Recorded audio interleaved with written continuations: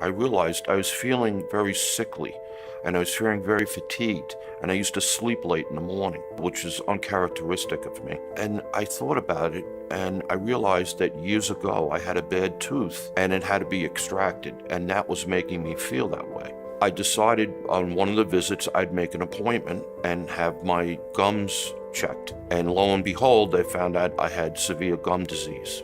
When I first met James, I was working on his wife's full mouth reconstruction. James stated he was been neglecting his oral health for many years due to having a bad dental experience. Upon examining, he had multiple broken down teeth with infection, inflammation, recession, and bleeding gums. I informed James that all these signs are having periodontal disease, which not only affects the foundation of his teeth, but also impacts his oral health systemically, which put him at a greater risk of developing diabetes, osteosclerosis, stroke, dementia, and several types of cancers.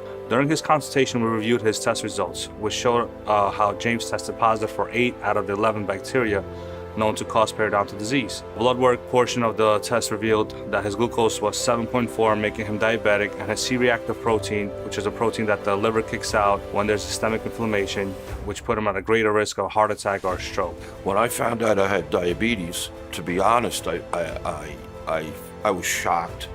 I was a little surprised, and my doctor was astounded that they did it at a dentist's office.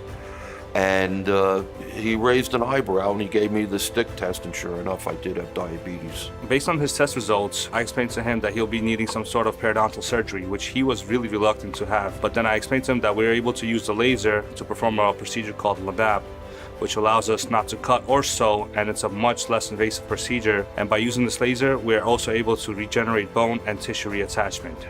They were very thorough. They did x-rays and then they tested each tooth to see if there was the gum disease, where the tooth sat in the gum. To say they were pretty good, probably the best dentist I ever went to. The fact that he had very bad dental experience made him neglect his own dental health. And him seeing how from where we started to where he's now, where he's much happier, where he's much more active, has made him just healthy. And for me, that's all that matters. It's just that he and all the other patients that we treat are healthy. Well, I have to say thank you, Dr. Rodian, for making me feel a lot better and for giving me back my energy and health again.